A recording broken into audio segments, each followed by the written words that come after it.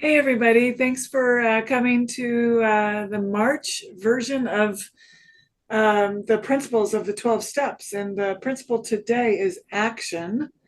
And Mm, Stephen is going to facilitate a wonderful discussion about that principle today. So, Stephen? Okay, thank you, Lara. Steve Alcoholic, and to everyone that's listening, hello and welcome to our third month of the 12 principles. And we're a third legacy from the inner group, Seattle, Greater Seattle Inner Group. And it used to be until today, it used to be that Marty and Claudia from District 46 helped us out in these, but it turned now it's a collaborative venture. So they've been elevated from helping us to being part of it. So again, welcome. And we looked at in January we looked at the principle of honesty. In February we looked at the principle of hope. And on the flyer that we have printed up from the 12 principles, step three's principle is action, but it's also um, if you Google AA third principle, it's not just some of them say action, some of them say faith, and some of them say surrender. And they, what do you know? They can all be right. So it's this third mm, step principle that mm, that has three different headings. Um, so we just talk about action since that's the one on the flyer that we're using. But I did find out something about faith, and and it was real helpful to me. It was a real simple definition, and it was having complete, and that was a big word for me, complete confidence, belief, and trust in a higher power. And just from my own experience, who has that? The only thing I ever had faith according to this definition was in my ego, but that wasn't a conscious thing. It was just I can figure this out somehow, some way. And that was my default place. That was where my default um, action was to figure it out with the same mind that got me in the trouble I was in the first place. And so how I saw these three names for the principle was I willing to surrender my thinking and take action that's outlined in our book. And in our book, it's real clear at the beginning of the third step. You know, we're going to take action, and it was a while before I was willing to surrender to that. You know, the actions as a if we look at the law or principle of action, like every other principle, it has to meet certain conditions to be a principle or a law. And a couple of those conditions are it's true all the time in all circumstances. And oh, is that Larry? Oh, welcome, Larry from Montana. um, that it's true under all circumstances, and to surrender to that action, it the willingness for me, you know, in my story, it came as a result of a lot of pain, because always it was, how can I figure this out? How can I figure this out? And I'd go to third step meetings. Actually, I'd go to third step meetings when there was no other meeting to go to, because that was never my favorite. Who wants to talk about getting well, as they outline in the big book, the first step before writing an inventory, or actually turning my will and my life over? It just rubbed me wrong, and yet the action in our recovery program, uh, we're just told, here's what we did. And earlier in how it works, of course, it says, if you want what we have, basically here's what we did. And I wanted what they had. I wanted a better life. I wanted some peace in my mind. And I wanted things to go my way. And I wanted other outside circumstances to change so I would be better. And in my immaturity, especially my spiritual immaturity, I didn't see that I had conflicting goals. And I used to kind of I wouldn't say anything, but inside I'd be irritated because I'd hear at the meetings, hey, you need a sponsor. You can't do this alone. But in my mind, do you know who you're talking to? I got here by myself, which nobody disagreed with that. And I just, I didn't have, well, I'll stick with the word maturity. I didn't have the maturity to draw the conclusion that I couldn't do it alone. I couldn't see that I couldn't come to the conclusion that the way I thought drove what I did. And the way I thought was the problem, except not to me. And I was told and heard story after story in AA, just AA stories since AA began, that they took certain action, which in the beginning on step 3, they're talking about inventory, of course. They took certain action and their lives changed. And my experience with Alcoholics Anonymous was the organization of Alcoholics Anonymous patiently waited till I changed my mind.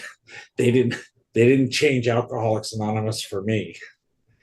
And so looking back now, it's given me a lot of compassion for some of the people I've worked with and work with, where they don't get it, they resist it, and there seems to be an unwillingness to proceed in the steps the way they're outlined in the book.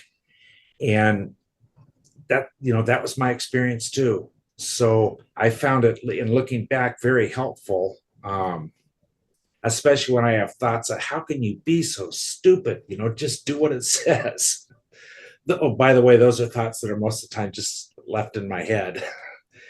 and looking back again internally, how could I have not gotten it?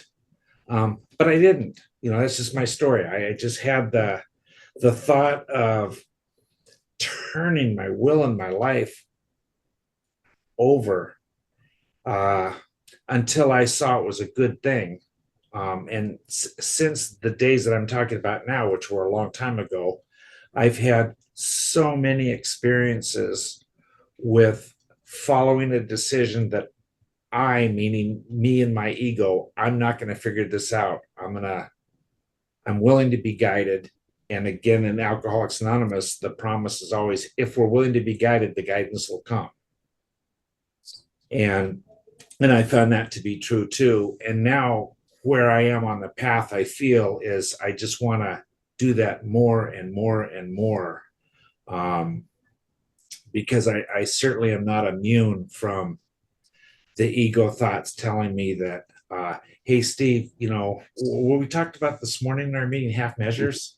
Yeah, we had a meeting this morning about half measures, and it just seems to make so much sense so much of the time that, hey, I can half measure this and just figure it out myself. And if I get in real trouble, I'll ask the higher power. But the action is called for in our program, that if we take this action, this is what will happen. And that dynamic is expressed many times in our recovery program. Probably where we hear it the most is in the end of the promises. If you work for them, they will always materialize. and I got to have that experience too. I thought time in Alcoholics Anonymous would equal the promises coming true in my life, but that's the way I interpreted it. I bypassed the word work, and was just figuring, if you hang around long enough, the promises will come true. So as a law, if we use the word action, the effects of the law, as I understand our program, take the action, you'll get the results. Or I suppose don't take the action or half measure it, and you'll also get results. They just won't be the ones that we're looking for in our recovery program. Okay, so there's just a little, just to get us started. And um, um, can I pass it to you, Claudia? Absolutely. Thank you, Steve. My name's Claudia. I'm an alcoholic. And it was interesting because I was thinking about the third principle, and in my 12 and 12, it's written in the margin from many years ago, faith. And I was like, I sort of have a different view of faith from a traditional perspective, and was kind of excited that you added action to that. And I don't recall what the third thing you said was. That was Surrender. Surrender. Yeah, faith, action, and surrender. And actually, I would put it in the order of coming out of a blackout on the living room floor and thinking to myself, oh gosh, I can't believe I'm going to be use good language. Oh gosh, I can't believe I did this again. And had finally reached that point where I could no longer justify my behavior. It was declining. My values and my behavior were declining faster than my ability to rationalize them. And so that morning I came out of that blackout. I was ready to surrender. And I called AA and I went to my first meeting that day. And in between, I had coffee with a woman. And I've told this story a bunch of times. That hold on, Marty, and I went out for coffee with a mother while our kids were in Sunday school together. And I said to her, I know this is weird to share because this is a woman I had never sat down with and chatted with. We were just waiting. And I said, I've come to the conclusion that I have a problem with alcohol. I said, I'm so hungover. I said, and I understand that the program of Alcoholics Anonymous can offer a solution, and I'm going to give it a shot. And that it was the closest that I could have come to the first three steps. I was powerless over alcohol. My life was certainly unmanageable.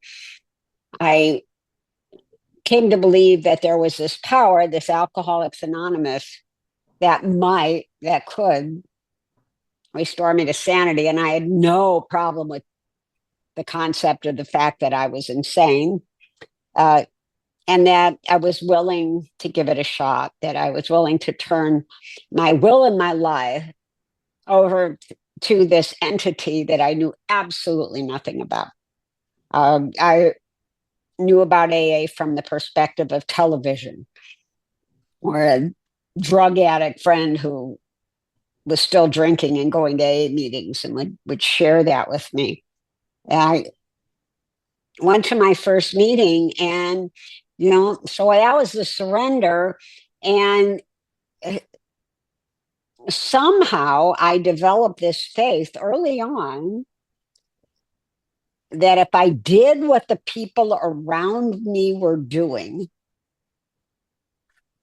from what they said, I started hanging around with a couple of other newcomers at the beginning, that if I did what they were doing, I might be able to live the life I wanted to live without alcohol. I went to that meeting and they gave me phone numbers, and I started following these other newcomers around and going to lots of meetings and getting a sponsor. So that faith of this is going to work. All I have to do is keep doing what I'm doing. And that the action was a direct result of the faith.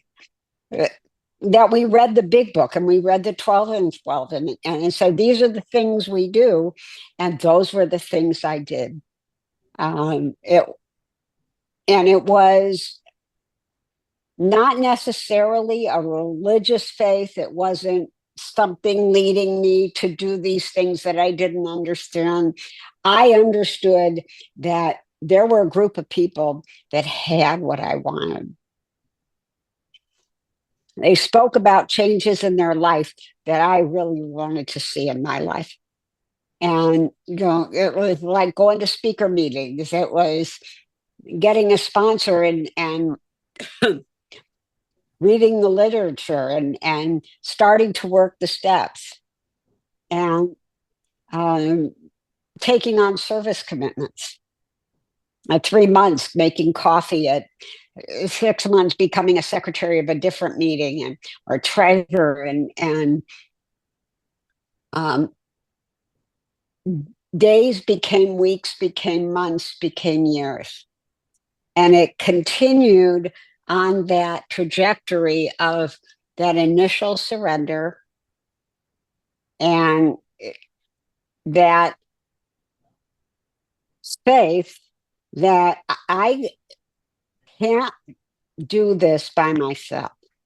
That if I give up those things that are working in my life that require my connection to Alcoholics Anonymous, that if I give up those things and try to manage all of this by myself, that it's not going to work. I have many years up to my first day of sobriety of experience of what happens with my good ideas. Because my good ideas, I walk into a bar with a friend, we're going to have a couple drinks, and then we're going to go out to dinner, and then we're going to go see a movie. And I sit down and I have those first couple of drinks, and the next day I'm coming out of a blackout on my living room floor. And those were my plans. Those are my best ideas. And today, I've got this life, I've got this wonderful husband. I've got great kids. Yes, thank you. I've got a lovely home. I'm looking out over the sound right now. I have friends and good relationships. And there are times I still need to surrender. I still need those principles in my life. There, it's like I have a situation maybe going on in my life, but not right now. But I have where I'm sort of at my wit's end. I don't know how to handle it. I meditate. And what I realize is that I need to take that I have a series of experiences in my life that say if I take these certain actions right now, I'll probably come out on the other side of this better. So what I'm going to do is I have faith that if I reach out, if I call my sponsor, if I sit down with some trusted friends, if I write about it and I said, I don't know how to handle this situation. Give an example, like when my mom passed away and I was her trustee and executor, and she had made some decisions that ended up creating a huge chasm in our family. And I had to execute these orders, so to speak. And it wasn't up to me. It wasn't my judgment. It wasn't my decision whether to do it or not. I had a fiduciary responsibility. And I had to talk about it. I had to take it to a meeting. I had to call my sponsor. I had, to really, um, it became a preoccupation of taking care of this, of people calling me names, of someone telling me I was just this horrible person. And I had to go through it. And I had faith that I could get through those by taking a series of actions and knowing that I was going to do the right thing. And I could not do that by myself. I could not think my way through that problem. We raised teenagers in sobriety. I mean, I had 3 teenagers at home at one point where I thought I was going out of my mind, and I could not do it by myself. I mean, Marty was gone half the time, and I would go to a meeting and I heard somebody talk about the problem she was having with her daughter, and I had to glom onto that person and say, how are you doing this? So I had to have faith in this process that I have learned in Alcoholics Anonymous, that there are certain actions I need to take when I reach a point of no longer having the answers. I have to pause. I have to think about what the problem is. I have to reach out. I have to make a connection to other people in order to get to the root of the problem and find a solution.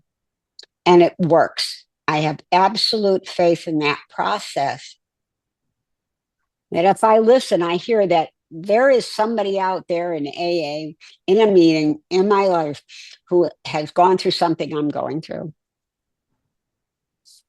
But I have to be honest, I have to be willing, and I have to have that faith in the process, because what happens is otherwise I start becoming introverted. I start thinking nobody understands.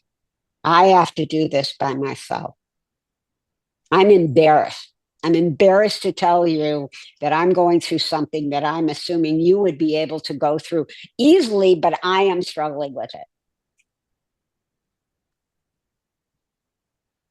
There was somebody in my life in the program who was very nasty to me, and I couldn't understand, and I had to work it out. I had to talk to Mari about it. I had to call my sponsor about it. I had to sit down and have faith that I could figure it out. And if I couldn't figure it out, it meant that I didn't need to figure it out. I just needed to take the action of saying, I can't have anything to do with this person. As hard as it is to acknowledge, there are people in my life that I have discovered I just can't have anything to do with. I don't know if it's a conflict in personalities. I don't know what it is, but I have had to say, you know what? I just can't. And I have to take that action. And it worked. And what's funny is then later on, I discovered there were other people who felt that way about that person. But that can be really hard to get to, because I try not to gossip. And by not gossiping, I'm not talking about how it feels to have a relationship with that person. But I had to in that case. But that's it. To me, it all works together. I have to surrender. I have to say, I don't have an answer. This is a difficult, and I'm not talking historically with my drinking. I'm talking about today, that I have to surrender to the fact that I can't figure this out. And then I have faith that through the program, through experience, through how you handle things, how I know other people have, that I have faith that there's a solution, and that I now have to take the action to get to that other side. And then the best part is I can take that and that can be an asset because now I have a something to take with me to a meeting. And so this is how I did it. So that is my take on these principles. Thank you But so much. thank you so much, Claudia. And Larry, no pressure, but you're going to be representing the state of sobriety in the state of Montana. I'm always up for a challenge like that. Larry Bauer, alcoholic. Geez, my internet or Zoom or something has been a putz, and it's been glitchy off and on. So hopefully I'll stay on just fine. Now, are we talking about all of the principles or just the third one, action? Well, we're talking about action. Okay. All right. Good. That's what I understood, but I just wanted to clarify because obviously I got on a little bit late. Steve, I appreciate your service and making this happen for all of us and anyone else that's co-hosting and making it happen. So we all have a place to land. You know, my first sponsor, he got me involved in action immediately. Because I came here with tons of spiritual and intellectual pride. I mean, I'm studying to be, in short pause, how long do you want me to share for? Well, 10 minutes, unless the universe cuts you off with the internet. All righty. Noted. Oh my God, that's funny. I came here with tons and tons of spiritual and intellectual pride. I mean, I'm studying to be a Franciscan priest, willing to take lifelong vows of chastity, obedience, and poverty. Once I got a master's in liberation theology from Berkeley, I was going to take those lifelong vows, and then I was heading to El Salvador to liberate the poor because there were 6 nuns and a priest that were gunned down in 1986, and time to get busy doing saintly things. If I survived that, I was off to South Africa to partner up with Nelson Mandela to straighten out a few things about apartheid. Not kidding about either one of those. And then it was back to the good old US of A to straighten around a few things up here. Lots of ego. Holy buckets. And I'm 20. I'm this 20-year-old punk, right? Constantly challenging the bishop. I mean, the Pope put this guy in charge of the entire western half of Montana, a boatload of Catholics. I was constantly challenging him publicly about scripture and celibacy and all kinds of things. Almost got me kicked out of the pre-seminary program that I was in. And busy driving my life into the ground with alcoholism. Because I tell you what, my day job looked like this. I'm praying and meditating every day, praying with scripture, major in philosophy, minor in theology, laying hands on people, speaking in tongues, trying to heal their physical, spiritual ailments and all manners. And it's attending mass on a regular basis, et cetera, et cetera, et cetera. Okay, very holy spiritual man. It was really, really important that you noticed that. I mean, I used to in this very solemn, dimly lit chapel, Carroll College's campus. I used to lay down in the shape of a cross, face down, right in front of the altar, while I'd pray the rosary for 2 hours, hoping that somebody would wander in and notice how spiritual I was. Oh my God. The priest probably looked at me on the floor and said, "Well, Larry's on the ground again. Don't trip over him." Holy crap. So that's my day job, right? Here's what my nighttime job looked like. Small town run-ins with the cops, weapons, pipe bombs, gasoline cans, emergency rooms, wrecked vehicles, lots of broken hearts of women and my own. Yes, I was actively publicly dating women while studying to be a celibate priest. No, I do not know how I was going to work that out with the bishop, but I didn't really care. And I washed it all down with gallons and gallons of booze. And I tell you what, those two worlds do not add up well in my guts. The guilt consumed me. every single minute of every day because I knew right from wrong and good from bad, scripture and philosophy and theology, and I could not live it. I could not live it. And it just consumed me. And thank God it did because it drove me to you. And it drove me to the desperate move of walking through the doors of Alcoholics Anonymous. And Steve talked about surrender. Surrender has been the absolute foundation and key to my recovery from that day to this.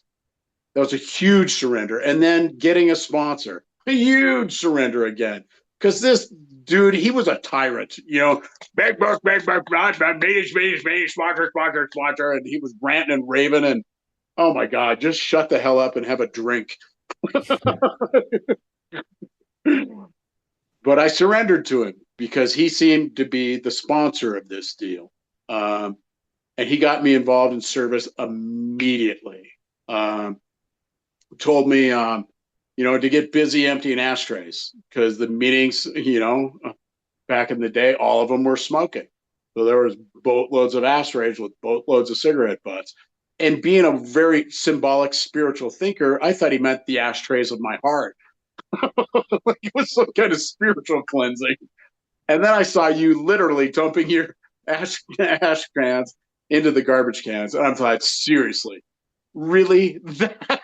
That's what's going to keep me sober is doing your janitorial work? Oh my God, shoot me now. I did it anyway. Despite the arguments, all the arguments that you heard were going on in my head. I just showed up and did it anyway because I did not know what else to do. And simple little actions of surrender like that has saved my bacon. Saved my bacon. And I got busy going through the steps and going through our book. And I got busy writing an inventory when I didn't want to write an inventory. Because, we can be real busy, and I've heard it put, don't confuse motion with action. Because I can be running around doing all kinds of activity. It doesn't necessarily mean I'm taking principled action. But kicking and screaming through the 4-step, it's like, really seriously, you want me to write down the crap of my life in a notebook? And then I'm going to read it out loud to one of you fools? Let's start with the fact that I don't trust a single one of you. I did it anyway. Because the first step comes before the 4-step, and I got convinced that the insanity of my alcoholism was going to drive me into the ground, whether I wanted to go there or not. And so I just showed up and did what you were doing. And that was the steps. And you were busy in your home groups and your districts and serving. And I got busy taking meetings into jails and prisons and institutions. Did that for 27 years, and I absolutely loved it. Heard stories like Don, my now great grand sponsor. And that dude inspired me in all kinds of ways. And I got busy making amends to people that I didn't want to make amends to. And one of those people was that bishop that I caused a lot of damage to. And damage in a relative way, but still harm. And when I met with him, he said, Larry, when you were running around going to be a priest and save the world and all that, that had nothing to do with serving God and his people. That was an ego trip. It was all about you getting noticed and look how wonderful I am. And I thought, this guy's been talking to my sponsor. What the hell? And then he said this other work with Alcoholics Anonymous, where you're sharing with other alcoholics out of your pain and misery and how God got you out of that. That's ministry. You keep doing that. And I tell you what, I had a new pair of glasses put on that day. I saw that guy entirely different. And all of a sudden, there was some principle behind the actions that I was taking and actually starting to live the steps. And I tell you what, I would never trade my life, not for a single second today. It is incredibly amazing, and it's far from perfect. And I tell you what, I owe a huge debt of thanks to the steps in AA. So I try and give back whenever and wherever I can. That's probably more than enough out of me. Thank you so much for asking me to share. Oh, thanks, Larry. And on behalf of everybody, we hope your ankle heals quickly. Oh, thank you. And Marty, you're up. Oh, okay. My name's Marty. I'm an alcoholic. Grateful, grateful to be alive and sober today. And it's always an honor and a privilege to share in a meeting. As Larry said, thanks for your service to the meeting, for everyone involved. And yeah, I was going to tell a little story before I got started. So this is late 90s. I'm in at the Scottsdale Fellowship Club, and I'm in a noon meeting, and we would, there'd be a speaker, and then we'd break up into groups. Some people go to the smoking side, and around tables, there'd be like 5 or 6, 7. And there's this gal who was sitting at the table I was at, and there were probably 6 or 7 of us. And it was her first meeting, and she acknowledged that when they started the meeting. And so after the meeting was over, not one person came up to her, and I thought, so I went and talked to her. And I was telling her, what you need to do? I said, you need to meet my wife. I said, why don't you follow me home? And she'll be there shortly after we get there. And I don't think twice about it. But everybody's like, when I tell the story, people are, I can't believe she followed you home. And people told her, what were you doing following this perfectly strange man home? And we got back to the house, and we talked for a few minutes, and Claudia came in, and Claudia became her sponsor. So the reason I bring it up, it's a funny story. She always tells it when she tells her story, right? But when the 4th edition came out, she bought 2 copies of it and gave them to Claudia and I. And in the back, she put this, let's see, I can't, oh, there it is. Can I do that? Get rid of this. Anyway, she put in the back, she put this list of the principles. Okay. And here the third one is faith. So I always thought the third principle was faith, And so when you guys said the action today, it's like, oh gosh, I've been preparing for the wrong thing. But as I listen to this whole thing, I'm like, it's all, it's all the same, right? So the action and the surrender and the faith. So back to me. So of course my case is different, right? And when it came to the 3rd step, that was the stumbling block for me initially. And because I always had to do everything on my own first before I went to someone else, like my sponsor, right? So because like's been said, I came here on a running on a full tank of ego at full throttle. So and so I was like, well, I grew up very religious home, and Catholic, 3 blocks from the church. I could see the steeple from my bedroom window. So the guilt and shame, all I had to do was look out the window. And I just never really got it. I got kicked out of the altar boys because I failed religion. And my mother she was Opus Dei, was mortified. And she really tried to fix me. But, fast forward through everything, the first drink, felt the effect, loved it, all the stuff that's been talked about, burning, just stumbling through a life living a double life, which I heard, and that's exactly what I did. And I had a profession, and I lived a double life. And at night I went out and I was, it was Dr. Jekyll and Mr. Hyde. And I read that in the book. It was like, that is me. So when I came to this process, I want to overanalyze it and overthink it, right?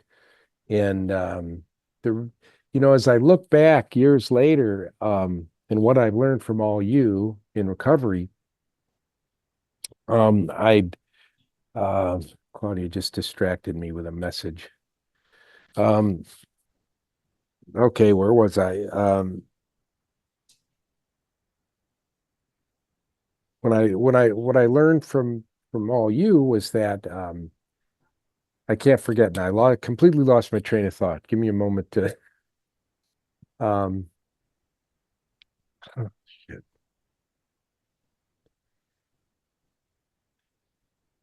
So anyway,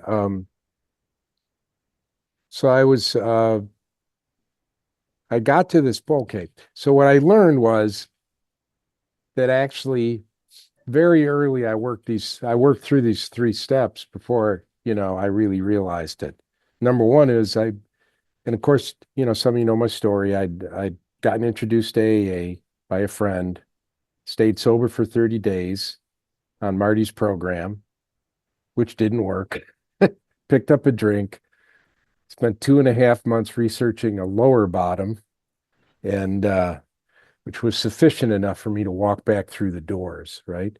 And that day, a lot of interesting things happened. And I knew I was powerless over alcohol. I wasn't really convinced my life was unmanageable, right? Because I still had my job and a little money in the bank, and still had the ego. And but I knew that you guys had something that could help me, because I saw it in you. And then I made the decision that I was gonna do what you said, and that's what happened. I was 12 stepped in that meeting. I was introduced to my first sponsor that afternoon. I went to an afternoon meeting and 2 meetings in the same day. And all of a sudden it was like I started on this, it was really, I had faith that you guys had a solution, I didn't know what it was yet, really, but I had faith you had it because I saw it in action. And I was willing to take certain steps, right? Not everything, not at first, because I'm the educational variety, the belligerent one. So, and so it took me a while to come to grips with the higher power concept and the collective wisdom of Alcoholics Anonymous, and that's what happened, and so I realized, and the surrender process is ongoing. It is ongoing. Just like my ego reinflates itself, it heals itself while I'm sleeping, and I wake up in the morning, and sometimes it's painful ego puncturing, and sometimes it's not. But and then and then I get it back into the act of surrender after I felt the pain, and the pain, the touchstone of growth, is it? Yeah, pain is the touchstone of growth. And so today, I understand what it takes. Do I always apply it? No. But I always come back to it, right? Because I know that it works, and I have to get uncomfortable. And you've taught me my job is to get undisturbed, and yeah. So faith, faith in the belief that this program works, and surrendering to the process, and then detaching from the outcome, because it's going to be what it's going to be. And my life's incredible today. It's absolutely incredible. But I think what I have to constantly be reminded of also is what's really special is the fact that I'm absolutely free of king alcohol. I have to be reminded of where I came from and how it just ruled my life, and every day, every minute. And I'm absolutely free of that. And what a gift that is. And I don't want to ever forget that. And as a result of staying in the middle of this thing, I get to have peace of mind. And for most of the time, I'm at peace. So with that, I will pass. Thank you very much. Well, thanks so much, Marty and Cindy. Hi, thanks, Steve. I'm Cindy. I'm an alcoholic. I don't know well, Marty, I had the exact same reaction that you did, and looking up the third principle and seeing faith, and went and looked up definitions and where it was in the book. And then I was gonna tell my morning meeting on Tuesday morning that we were doing this legacy get together, and we're going to discuss the third tradition. So I decided I needed to look it up on the website, and it said action. I was like, oh my gosh. Anyway, I'm glad I looked it up, and it made me realize that that faith and action are linked, and that it's a process. It's not a linear thing. It's constantly changing,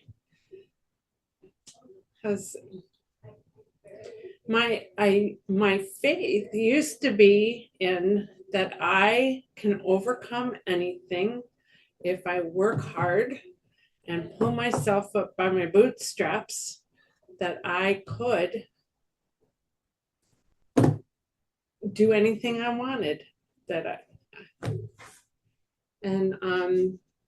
So that's what my actions all pointed to. And then comes the intermittent positive reinforcement that sometimes it worked and sometimes it didn't. And that totally hit the bottom, I guess, and see that what I had faith in didn't work. And the action that I took that was totally out of desperation was asking for help, that I couldn't do it by myself. And then through being told things to do and doing different things, helping others, thinking of others, being hopeful that I could change and get rid of the voice in my head that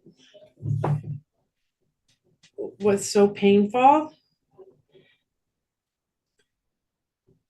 And so the actions came first, and the faith came later, that there was a better way, and that it was through kindness and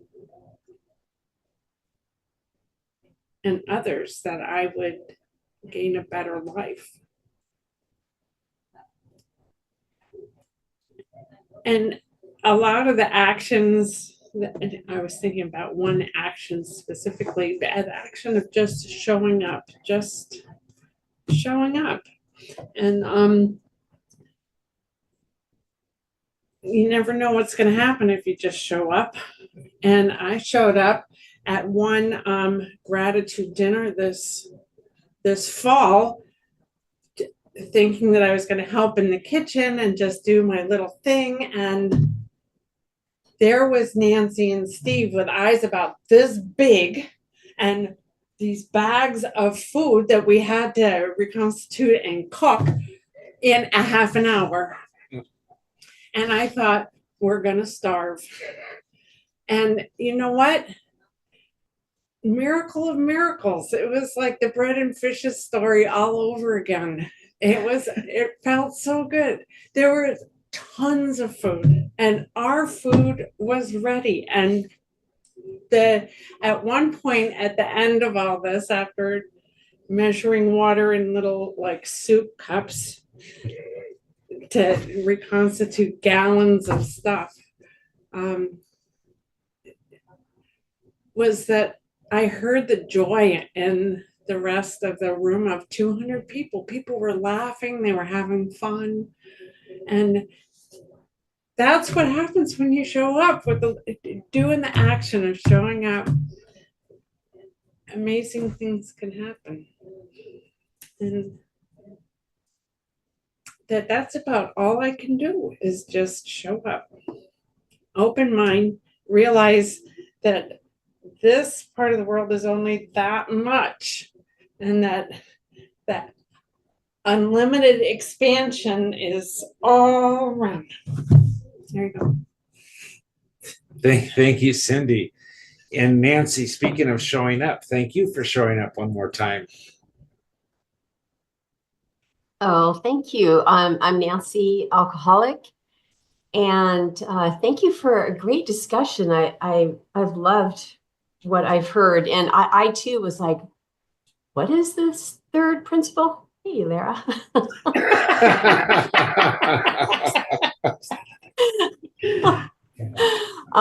That that action and faith and surrender, and as we've been talking about it, and it occurred to me that I used to separate faith, the word faith, in my limited meaning that I gave it. Like, faith is reserved for like church, and like studying religion class or the Bible and just church stuff. That's where that was faith's domain. And then everything else outside of that was mine. But what I learned, that faith runs through all of it, every minute of it. And my idea of faith as being in the realm of church, that was so limited. And then I was taught that faith was actually believing attention, that where I placed my faith, which is very active, faith is action. Faith is active, whether I'm believing something false or something true. Because I can believe in the false and have a very real experience of that.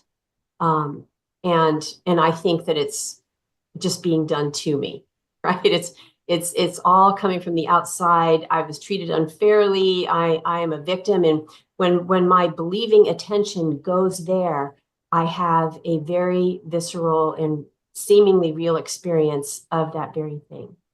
So when I began to learn, or began to trust, that faith, where I placed my faith, I had to place it in one camp or the other, in self-will or in a higher power.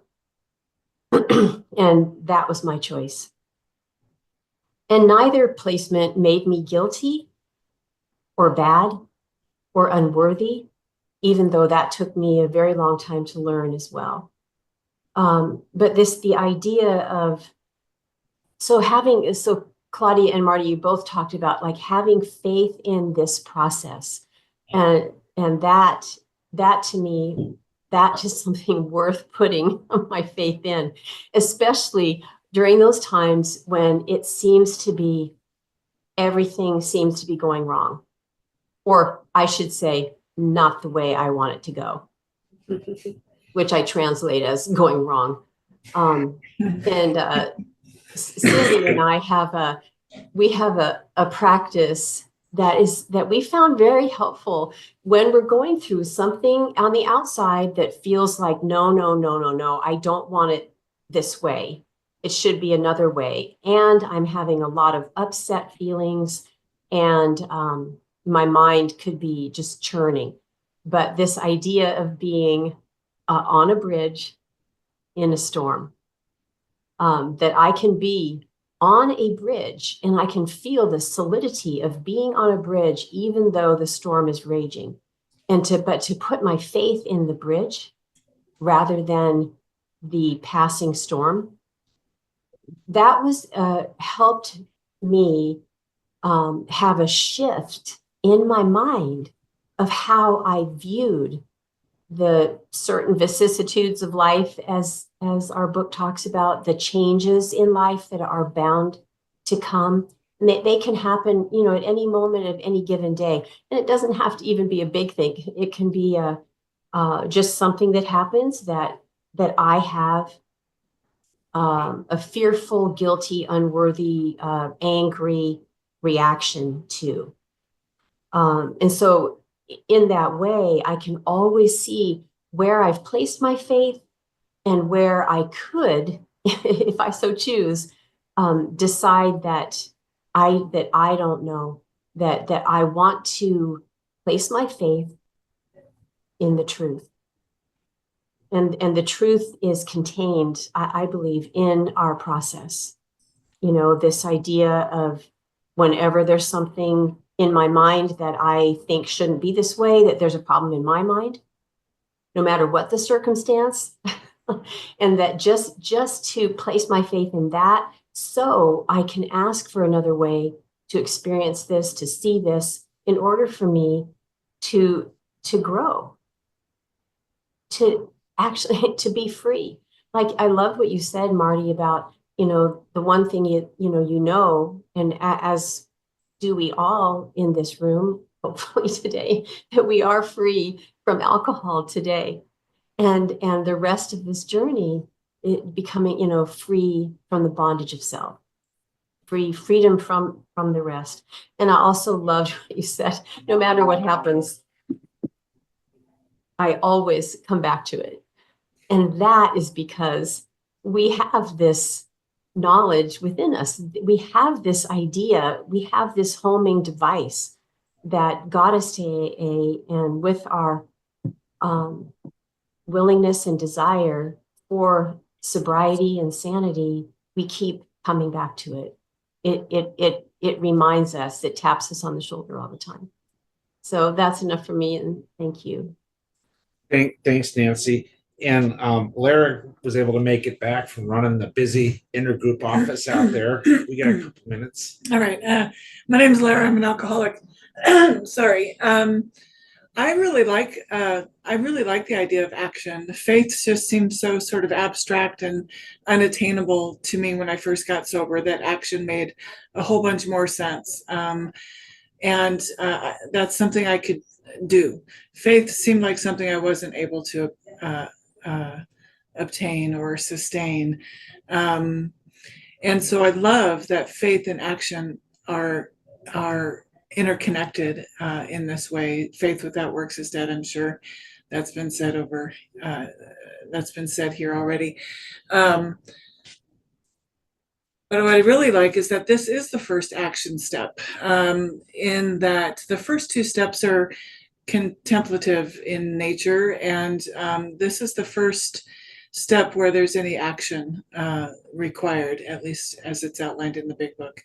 And I like that. And then the 12 and 12, it talks about how the whole effectiveness of the rest of the AA program relies on this step, which is, you know, that's a heavy statement, you know, but depending on how sincere I am in turning my will and my life over, really will affect the way my experience in this program. And I see that. I mean, my experience of my sobriety is that I'm okay turning over my drinking, but I'm not going to turn over anything else. I think I'll control the rest. And anybody who knows me knows how well that has worked in my sobriety. Marriage number 3, and, you know, whatever, right? Like, you know, so my experience is that the sooner someone can turn over their thoughts and their actions, their will and their life to the care of God, the easier things are going to be, or the simpler, or the greater. And but as with most alcoholics, I had to learn that the hard way in sobriety, and that's just the way it is. But it makes for an interesting story. But I'm that's it. I'm grateful. Thank you. Thanks, Lara. And thanks to everybody. And looking forward to next month, April 23rd, where we'll be looking at the 4th principle, courage, and a little something about courage. That's usually the principle when studied. The phenomenon of all the spiritual principles shows up, which if it shows up for us, it's that practice one spiritual principle and you're practicing them all. And then the also actively contrary to one principle. I don't have to finish that sentence. but that the courage to see that of whatever they're calling a spiritual principle, whatever step we want to associate it with, how could there be better news that if we're aligned with one spiritual principle, we're aligned with all of them. So again, thank you for everybody for showing up. Larry, Larry left. I was hoping his leg heals quickly. And until April 23rd, or in the case of Nancy, until 20 more minutes, I'll see you guys. Thanks, everybody. Thanks. Thank you.